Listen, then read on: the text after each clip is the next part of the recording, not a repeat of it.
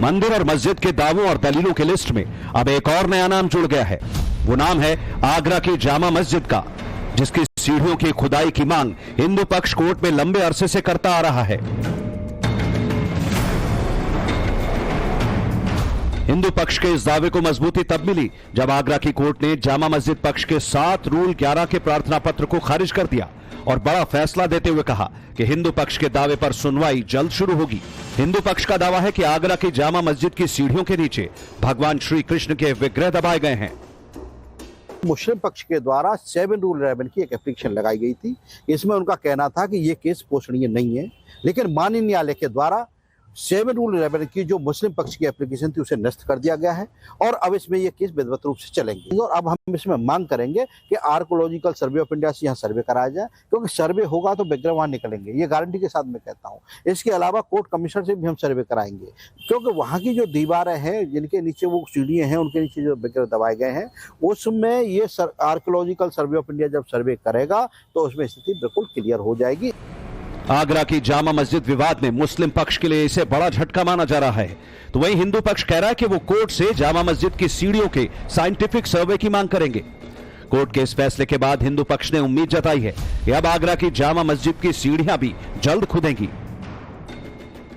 बहस के दौरान हमने माननीय न्यायालय को बताया कि केस में प्रभु श्री कृष्ण लला एक माइनर हैं और माइनर के हितों की रक्षा करना माननीय न्यायालय का यह कर्तव्य है और जामा मस्जिद की सीढ़ियों का असली स्ट्रक्चर जमीन के लगभग 30 फीट नीचे दबा है, जिसमें प्रभु श्री कृष्ण के विग्रह दबे हुए हैं और इस बात तथ्य को माननीय न्यायालय ने अपने ऑर्डर में मेंशन किया है और जल्दी ही हम एक अगली एप्लीकेशन देंगे इसके साइंटिफिक सर्वे की, जिससे ये सही तथ्य सभी के सामने आएंगे।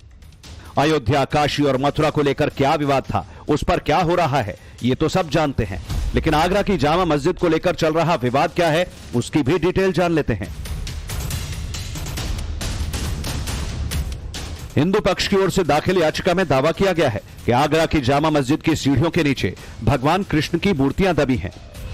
याचिका के मुताबिक औरंगजेब ने 1617 में मथुरा में भगवान श्री कृष्ण जन्म स्थान पर प्राचीन ठाकुर केशवदेव मंदिर को तोड़कर उस जगह मस्जिद बनवा दी थी। केशवदेव मंदिर को तोड़ने के बाद वहां की मूर्तियों को आगरा की जामा मस्जिद की सीढ़ियों के नीचे दबाया गया। सनातन धर्म और हिंदुओं को अपमानित करते हुए मुस्लिम लोग इन सीढ़ियों पर चढ़कर मस्जिद में जाते हैं। हिंदुओं के आराध्य भगवान की पवित्र मूर्तियां आज भी पैरों के नीचे रौंदी जा रही हैं। इसीलिए यहां खुदाई हो और मूर्तियां हिंदुओं को सौंपी जाएं।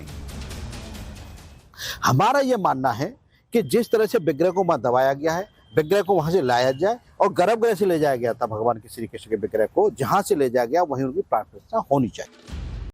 आगरा की जामा मस्जिद की सीढ़ियों के नीचे दबे गोपाल जी के विग्रह को मुक्त कराने की ये कानूनी मुहिम कैसे कैसे आगे बढ़ी और इसके पीछे कौन कौन से ऐतिहासिक सबूत पेश किए गए वो भी आपको दिखाएंगे। लेकिन पहले आगरा की इस जामा मस्जिद का इतिहास जान लेते हैं। इसका निर्माण 1643 से 1648 के बीच मुगल बादशाह शाहजहां की बेटी जहांआरा ने करवाया। मस्जिद को बनाने में करीब 5 लाख रुपए खर्च हुए। तब उसे जहांआरा बेगम मस्जिद के नाम से जाना जाता था। अब इसे शाही जामा मस्जिद के नाम से जाना जाता है और ये एएसआई की संरक्षित स्मारकों की लिस्ट में शामिल है।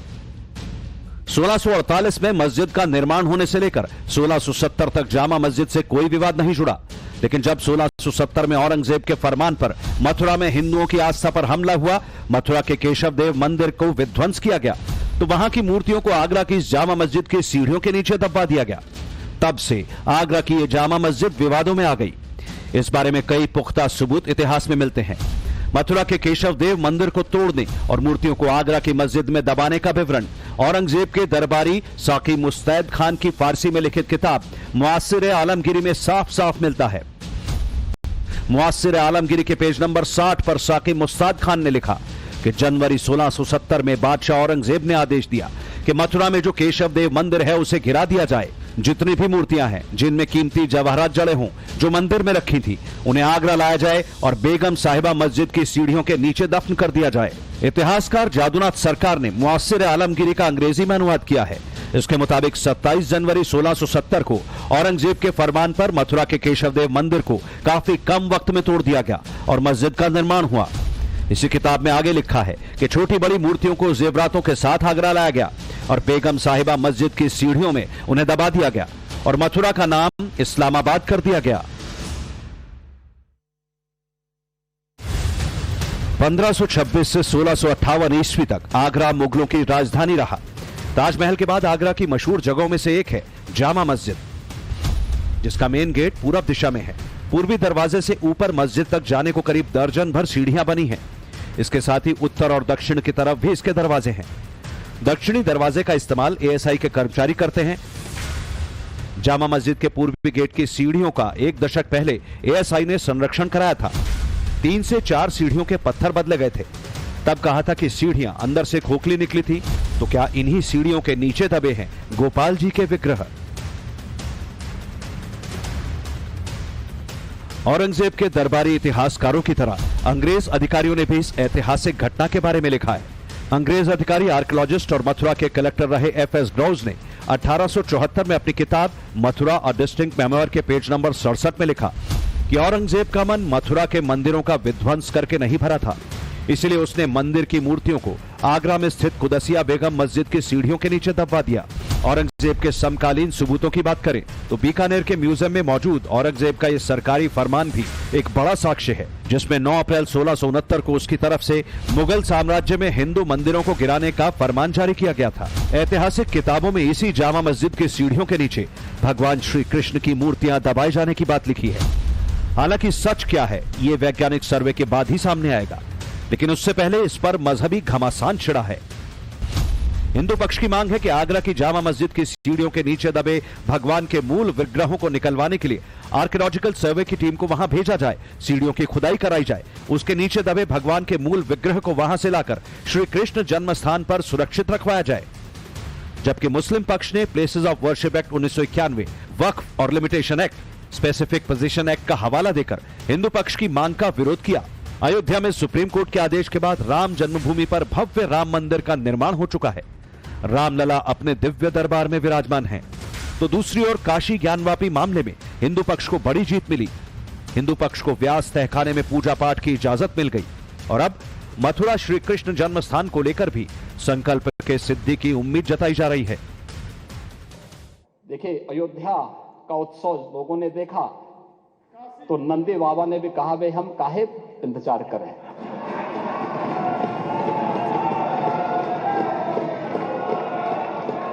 उन्होंने भी इंतजार किए बगैर रात्रि में बैरिकेड तोड़वा डाले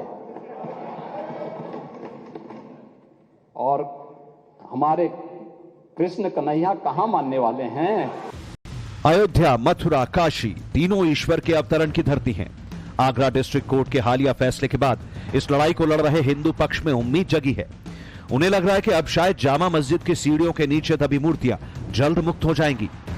जो हमारे गोविंद देव जी जामा मस्जिद की सीढ़ियों में दबे थे, उसकी मांग चल रही थी कि बाकायदा एएसआई के द्वारा उसकी खुदाई कराते हुए और उसकी जो है जांच कराई जाए और दूध का दूध पानी का पानी हो जाएगा। और हम ये मांग करते हैं कि शीघ्र ही प्रतिदिन और जो है प्रतिदिन इस पर सुनवाई हो, जिससे शीघ्र जो है इस केस का भी श्री राम जन्मभूमि की तरह शीघ्र निस्तारण हो और भगवान का गोविंद देव जी का श्री कृष्ण जन्मभूमि पर भव्य और दिव्य देवालय बनाने में बहुत बड़ा ज्यादा समय अब लगना नहीं चाहिए। हाल ही में योगी सरकार ने आगरा में जामा मस्जिद मेट्रो स्टेशन का नाम बदलकर मनकामेश्वर स्टेशन रखा।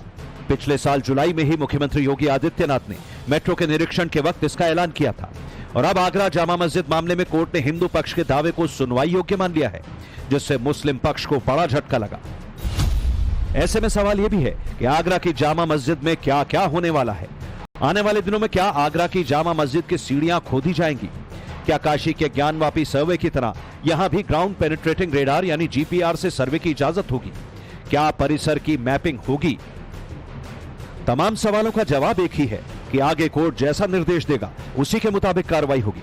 लेकिन आगरा डिस्ट्रिक्ट कोर्ट के ताजा फैसले पर यहां के स्थानीय मुसलमानों की क्या प्रतिक्रिया है, वो भी जान लेते हैं। राम मंदिर जैसा निर्णय जो कोर्ट ने कहा था वो सालों साल चला, 400 साल चला, बहुत वैसे को भी कोर्ट ने हल करा, तो कोर्ट का हल निर्णय मानने हैं और कोर्ट का निर्णय बिल्कुल मानेंगे। तो अब ये तो उन्होंने कोर्ट में दावा किया है, अब वो दावा करना ये तो कोर्ट फैसला लेगा और अगर निकलता है तो वो जैसा कोर्ट का ऑर्डर होगा वही दोनों पक्षों को, मतलब जो कोर्ट का मामला है, कोर्ट का मामला ये तो उसको मानना पड़ेगा। मुस्लिम पक्ष हो या हिंदू पक्ष हो, कोर्ट के आदेश तो मानना पड़ेंगे, कोर्ट के आदेश तो मानने पड़ेंगे। बिल्कुल। आगरा की जामा मस्जिद मामले में अब अगली सुनवाई 15 मार्च को होगी, लेकिन इससे पहले की टाइमलाइन पर नजर डालें तो इस मामले में 26 फरवरी को डिस्ट्रिक्ट कोर्ट में सुनवाई हुई, जिसमें कोर्ट ने एएसआई को पार्टी बनाने का आदेश दिया। 14 दिसंबर 2023 को इलाहाबाद हाई कोर्ट ने मथुरा में श्री कृष्ण जन्मभूमि मंदिर से सटे शाही ईदगाह मस्जिद परिसर के कोर्ट की निगरानी में सर्वे के लिए एडवोकेट कमीशन के गठन की मांग वाली अर्जी स्वीकार की थी। हालांकि मुस्लिम पक्ष की याचिका पर सुप्रीम कोर्ट ने 17 जनवरी को इलाहाबाद हाई कोर्ट के एडवोकेट कमीशन के गठन वाले आदेश पर रोक लगा दी थी, लेकिन सुप्रीम कोर्ट ने यह स्पष्ट कर दिया था कि मुकदमे में इलाहाबाद हाई कोर्ट के समक्ष सुनवाई जारी रहेगी। इस मामले में इलाहाबाद हाई कोर्ट 18 अर्जियों पर एक साथ सुनवाई कर रहा है। ज्यादातर अर्जियों में मथुरा की शाही ईदगाह मस्जिद की जमीन को हिंदुओं का धार्मिक स्थल बताकर उसे हिंदुओं को सौंपे जाने की मांग की गई है, और कुछ में आगरा के जामा मस्जिद की सीढ़ियों में कथित रूप से दबी भगवान केशव देव की मूर्तियों को निकालने का आदेश देने की मांग की गई है। इस मामले में आगे कोर्ट का रुख क्या होगा, ये 15 मार्च की सुनवाई में साफ हो जाएगा। ब्यूरो रिपोर्ट, टाइम्स नाउ नव भारत।